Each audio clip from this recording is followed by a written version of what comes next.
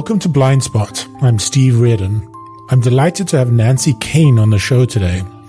Nancy Koehn is a historian at the Harvard Business School, where she holds the James E. Robison Chair of Business Administration. Koehn's research focuses on how leaders, past and present, craft lives of purpose, worth, and impact.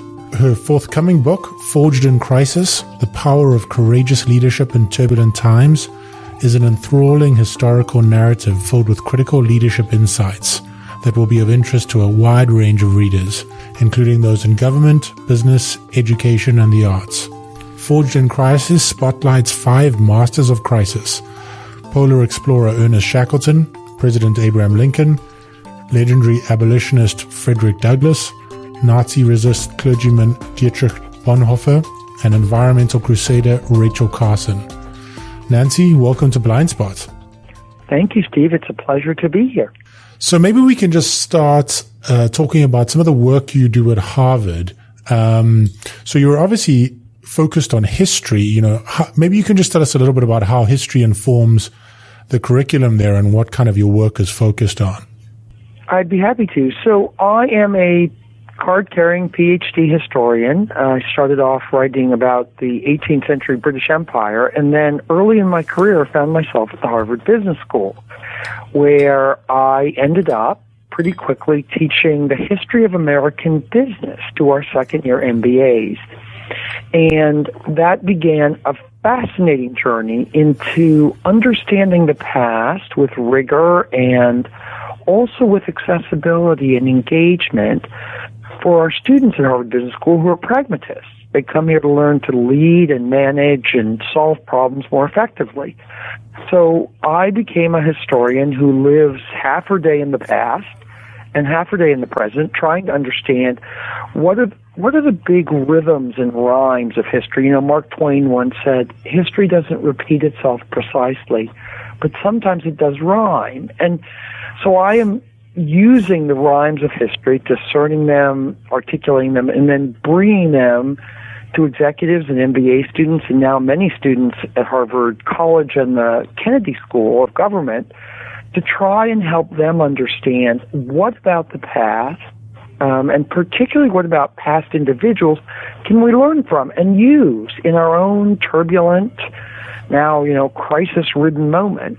And most recently, so I've been doing that for a long, long time, in different classes, different venues, often with hands-on executives. Most recently, for the last 6 years, I've been teaching a big course on the history of leadership called Power and Glory in Turbulent Times, the history of leadership from Henry V to Steve Jobs. And that's a course in the rhythms and rhymes of individual leaders' lives and how we can learn from them, how my students can learn from them, how my executives can learn from them as they take up their own missions, solve their own problems, and, try to manage their organizations towards success in all kinds of ways, but particularly along a worthy path towards success that makes a positive difference in the world. Right. And the new book, Forged in Crisis, obviously tells us many of these stories that you're hoping to inform, I guess, these future generation of leaders. It's pretty obvious why it's the time for a book like this, but maybe just tell us about the timeliness of it and whether that informed kind of this work. Well, the timeliness of it, in some ways, Steve, was an accident. That is, I've been beavering away, slogging, sometimes near giving up on this long, big project for more than 10 years. So I set out to write a book about Abraham Lincoln, had an epiphany 4 years in that the world did not need another book about Abraham Lincoln, and then discovered through the course of work I was doing for my class these other fascinating people like Ernest Shackleton, the explorer, or Frederick Douglass, the escape slave and abolitionist, Dietrich Bonhoeffer, this amazing story of a pastor who becomes a double agent working within the Nazi government to overthrow Hitler and assassinate him. And then the largely untold and incredibly important and poignant story of Rachel Carson, who, more than any other single individual, started the environmental movement. So I had been doing this research And then it just, the world, the turbulence of the world, which had been in many ways, I thought, through my 40s and into my early 50s, had been intensifying. Then it's like the turbulence of the world about a year ago went on steroids.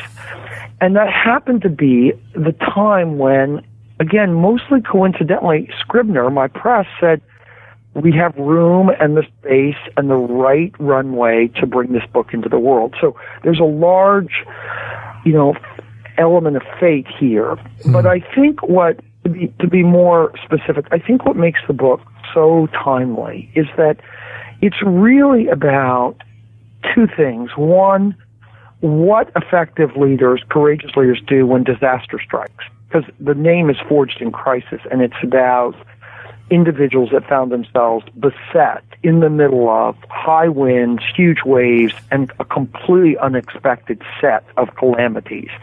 That's the first thing. That's our world today. The second thing, and this is equally important, and again, not foreseen by the author of the book, by myself, is it's also a book about how each of these individuals, who is very, very vulnerable and very confused at certain moments in the midst of crisis, discovers how to make themselves, person by person, a better, stronger, more courageous leader in the midst of the storm. So it's about how to brave the storm and then how to get better, even as those winds are whipping around you and the waves threaten to capsize your boat. And both those elements, I think, make it particularly relevant for our moment, when in many ways we look around and we wonder, where are our leaders? Yeah, I think that's right. And I think one of the great things about the book, which you've identified, is, breaking down these stories into sort of reasonably manageable bite-sized chunks was really good because, you often look at you look at a Doris Kearns book, a Goodwin book about Lincoln, and, it's a tough thing to get through, whereas this gives you sort of a few bite-sized chunks that are doable. I want to talk a little bit more about your last piece on the idea that leaders are kind of made, because I think, that's something that's obviously around, but it seems to have a contrast with this idea that leaders are sort of born, they have natural gravitas. The stories in your book seem to have a bit of a mixture of both, though. It's not just one or the other, right? Well, if you made me come down on one side or the other, it's more making it's more nurture than it is nature. It's right. More making than it is being born. Now, each of these people, like all of us, each of us is born with, a number of endowments, right? They're in all 5 cases, for instance, each of these people was born with a big slug of energy. They just have a lot of energy. Now, they get more as they walk their path and discover their purpose, but they also are born with that kind of energy. I think it's arguable that they were all born with a modicum of resilience and a modicum of intelligence. But I say that is important to the story, but the bigger part of the story is the pact, the covenant, if you will, Steve, that each of these people make with themselves to get better, to work on themselves, to not settle ever for, the status quo and where we've arrived, and to do that on an ongoing basis, and then by virtue of doing that, and here's the real lesson, I think, for people today, to look up and out and say, what can I learn from this moment? What's the lemonade I can make from the lemons? What is that person whom I'm not sure I want to be like? What does he or she have for me in terms of insights, even if I'm not going to be that person? So the story of the making of leaders is a really important, glove or gauntlet on the ground for our leaders today. How can we be made better? And how can we be made better in service to a large, worthy purpose? And in all those ways, again, it's about nurture rather than nature. So I guess what I wanted to ask around that piece is, there is a lot of talk at the moment, especially on the West Coast, but everywhere, around this idea of leadership authenticity and this idea of showing up, authentically. And when you read, when you read the story about Shackleton and when you read these guys that really did think about this and were polished about it, I have a colleague who talks a lot about his worst thing in the world is feeling like he's being handled. How do you think these guys pull off this idea of making themselves and still being sort of showing up in an authentic way to the people that they're leading? Well, let me start by saying it's a really important question. Let me start by saying each of these people comes to understand, not again by divine ordination or some kind of oracle that they receive, but they come to understand that almost everything they do matters to their mission, including how they show up. So you get these wonderful moments in the Shackleton story, again, in bite-sized bits, or in the Lincoln story in bite-sized bits, or in the Rachel Carson story in bite-sized bits when she's battling cancer. And they have to make a choice about, I have to show up in a way that's authentic and true to my mission, and yet also doesn't in any way compromise that or do a disservice to that purpose. So Shackleton, for example, would have been flummoxed by talk of authentic leadership because he understood authentic leadership to be, I show up and try and keep my men's courage levels high. So that means I can't go out of my tent, assemble them in a group, and tell them I'm really scared because I don't know what to do next, or I don't know how to get them home alive, even though he felt that. We know that from his diaries. So he is authentic to his purpose. He is consistent about that authenticity, but this is not the same thing as going on a talk show and saying, to the viewers, I am really anxious, I am really insecure. And ditto for Lincoln, and very much so for Rachel Carson, who never wanted anyone, for example, to know that she had cancer because she didn't want the chemical companies and other big vested interests making these very toxic pesticides to think that she was on some kind of vendetta or vengeance journey in trying to understand their effects. So I think what we're talking about when we talk about authentic leadership is something nuanced and centrally related to a worthy mission that one decides to embrace. And then this ongoing calculation and diligence, we might call it mindfulness today, about what am I doing at this moment and how is that affecting my larger purpose? And that's the kind of takeaway, I think, that's an important part of the book in this respect, and something we could all learn a little bit from in an age of social media and reactive disgorging at times of our anger or frustration through tweets or, emails or posts that don't necessarily serve us or the people we want to be inspiring or leading so well. Yeah, that's really interesting. So one of the things I have to ask, and it's really something of the time, so many of the people in the book, they had a position in the world, or they manufactured a position in the world where they could directly affect policy, and specifically political policy.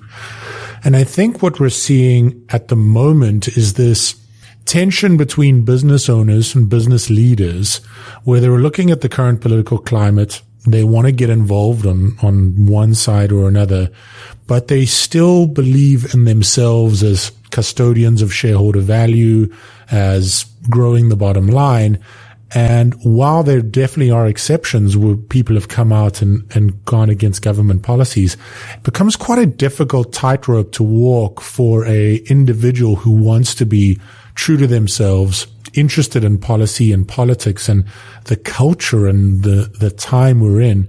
And yet on the other hand is, trying to grow the bottom line. How do you think about advising sort of executives and leaders and the future leaders that you teach about that? Well, we actually talk a lot about that in some of the leadership coaching work I do. And, I've certainly thought about this with regard to some of my research on present-day leaders, people like Howard Schultz or Paul Pullman at Unilever, who have made a conscious decision, a judgment, reached a conclusion that not every business decision is a purely economic decision, and that business is increasingly right? A social activity and a political activity as well as an economic or financial activity. And we see that in the breaking down of all kinds of boundaries and the tentacular, sprawling nature of all kinds of business opportunities and challenges. So I think both of those men are interesting examples of, and I'm not talking about, these are relevant examples to people like, the Merck CEO, Kenneth Frazier, stepping out. Now, it couldn't have been an easy decision, to your point, Steve, stepping off the President Trump's manufacturing council last month or the month before, because he didn't agree with how the president had handled his response to the Charlottesville tragedy. So we're seeing more and more of this, and I think what's happening is two things. One, leaders are, just as you said, business leaders are feeling like, I need to do this not only to be true to my own self and my values, but to be true to the values of my organization, which are often broader than maximizing quarterly shareholder value. And secondly, not just broader, often related in the long run, shareholder value is often related in the long run to how different stakeholders, from employees to activists to consumers, perceive the way a company does business. So, when Milton Friedman was writing some of his most famous works and talking about the duty of a corporation is to maximize profit, he wasn't thinking that someday that maximization of profit would be related to an activist consumer base or employees that were making decisions on the values of a company, its moral values, its political values, the way it does its manufacturing or distributes its services, in terms of where they'd work or how much they'd be engaged in that work. He wasn't thinking of a world in which corporations were operating with such transparency. But one of the things we're learning, as Howard Schultz has said many times when he was CEO of Starbucks, is that people are not just voting with their dollars on functions and benefits. And a reputation of a corporation isn't simply what the analysts are saying this week about, their operating margin. So we have to really, I would urge leaders to think broadly and in an integrated way about what is really at stake, because it's beginning to look, and I don't say this lightly or ill-advisedly, like more and more the way a company does business over the medium run and over the long run is actually essentially and inexorably tied up with how profitable they are and what their market performance is. And that means that we can't necessarily, as business leaders, put these things in neat little tidy file folders. Politics is never business. Society is never business. Business is simply maximizing shareholder value today. And I think there's a lot, again, increasingly every day, examples of the integrated nature of business challenges, problems, and a business's footprint, and the relatedness of those aspects, those footprints, to a business's long-term market performance. So I think we're going to see some of these walls break down. More business leaders do what Ken Frazier did, and more do what Paul Pullman and Howard Schultz are doing in terms of placing bets. And that will be a very important, set of learnings and set of experiences that a new generation of business leaders can learn from and absorb. I mean, it's really tough because, as you point out, someone like Elon Musk stepping off the president's council, it's such an opportunity when you've got all of these, especially if you're in a business like SpaceX, which you've got a bunch of government contracts. It's a real difficult thing to hold the line. And one of the things I was thinking about when I was reading the book is, almost everyone in the book is held to an incredibly high ethical and moral standard. And I think business schools are coming around to this, but certainly historically is not something that, ethics and business ethics and morality and, purpose-driven leadership and this stuff is not something that they've had a huge focus on. Is that something you think is going to change over the next couple of years? Absolutely. Absolutely. Just to your point. Yeah. Because remember that business schools and schools of executive leadership, whether they're directly related to a established business school or not, have always lived in this kind of on this line between business and between practice and theory. They've always lived in that place, and yet as these problems or the challenges and the opportunities of leading organizations in this moment in history intensify and become more integrated, the how we do the business, and that can involve that must involve ethics, that must involve questions of morality, questions of character. That how, and particularly its ethical component, grows pressingly more important. So any business school, that small, large, global, domestic, that isn't thinking about how to effectively, right, teach ethics and help their students absorb, process, and especially grapple with it, is in a sense writing its own epitaph. I really think so. And do you think, I mean, when I was reading the Frederick Douglass piece, it occurred to me that there is a renewed interest in him and a lot of his contemporaries in the current era, just because race relations in the U.S. are, incredibly tense at the moment, and there is a lot of movement and discussion in that space. It just feels like something that business leaders just have to be reading, understanding, being empathetic to their employees, trying to rebalance systematic prejudice around race and gender and all of these things. I mean, do you see evidence of that happening or that happening in the future? Well, I'm a historian, and it's not happening fast enough for, someone who really believes the past has an extraordinary amount of rich, relevant lessons to teach us today. I don't think it's happening fast enough. Some of that's about the just-in-time nature of the way we're consuming information. That information isn't always knowledge, and it's rarely wisdom, but we're consuming it, and we're not necessarily looking backwards as we do, but it's so important. It's so important. If you go back to all kinds of leaders, from the military, from activist groups, from religious organizations, from political organizations, from business organizations, no matter where you go, and you try and unpack where people of thoughtfulness and worthy impact live, and what they use when they need perspective, when they need guidance, they will tell you history, more often biography, which of course is history in the frame of an individual life.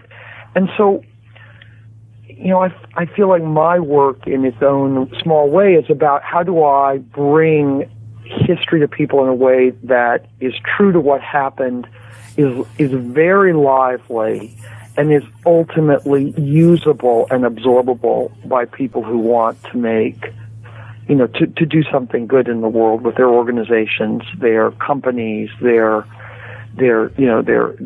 groups. And it's, again, the time is now, right? In a way that it has not seemed so urgent in the last 30 years.